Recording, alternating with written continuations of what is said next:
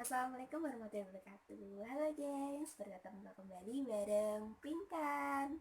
Nah, di video kali ini untuk memenuhi tugas dari dosen tercantik dari FTIK OSM, Pinkan akan sedikit membahas tentang public speaking. Nah, buat kalian nih, apa yang kalian pikirkan kali pertama ketika kalian mendengar kalimat public speaking? Dan kalau direalisasikan lewat gambar, kalian akan menggambar apa? Kalau Pinkan akan gambar ini nih. Tara!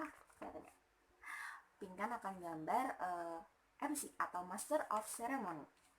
Kenapa Pinkan gambar ini?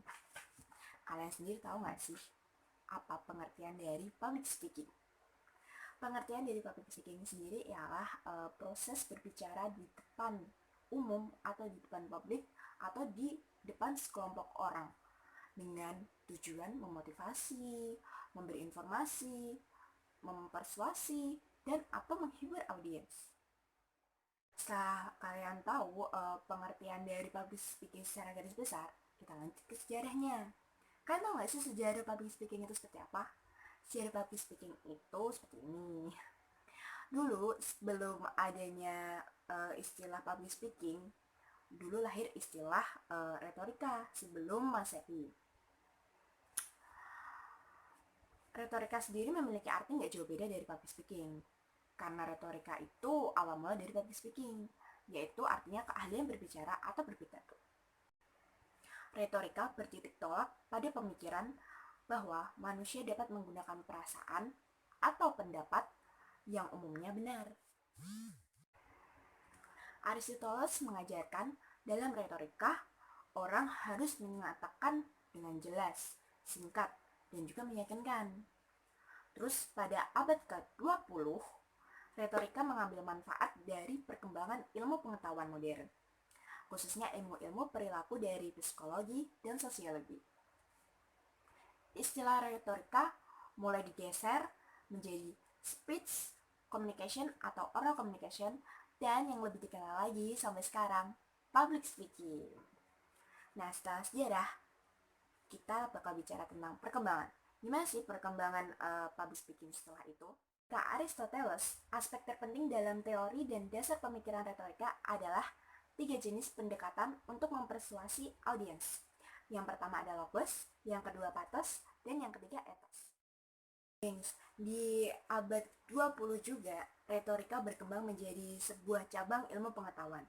Dan dengan berkembangnya pengajaran tentang komunikasi publik dan retorika di sekolah-sekolah menengah, terus di universitas-universitas pertama di Eropa, itu semua kemudian menyebar luas hingga ke kawasan-kawasan lain yang ada di dunia.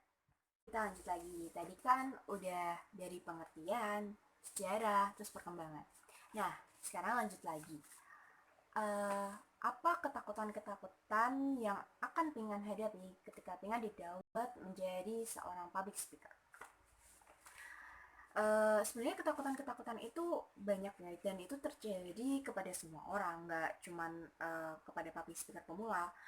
Seperti Pingan gini, public speaker yang udah lama pun, yang udah berpengalaman pun, mereka pasti akan merasakan yang namanya takut ketika mereka akan tampil lagi. Tapi bedanya mereka sudah lebih terbiasa, sudah bisa menguasai panggung seperti apa, beda dengan pemula.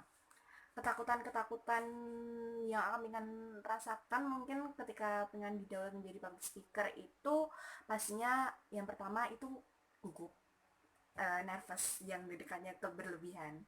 Terus takut salah atau takut keliru ketika nanti di atas panggung, terus takut juga ditanyain, dan ketika ditanyain tiba-tiba gak bisa jawab, hampir banget juga sih. Terus tiba-tiba takut lupa, terus takut juga audiensnya lebih pinter, terus takut juga ntar dipermalukan kayak nggak sesuai ekspektasi aja. Sekian video Pinkan yang membahas tentang public speaking. Terima kasih udah nonton, dan maaf banget bila ada salah-salah kata, maaf banget juga kalau belepotan dan lain-lain, karena Pinkan juga baru pemula dan Pinkan juga baru belajar, jadi Pinkan mohon maaf sekali, dan sekali lagi terima kasih. See you.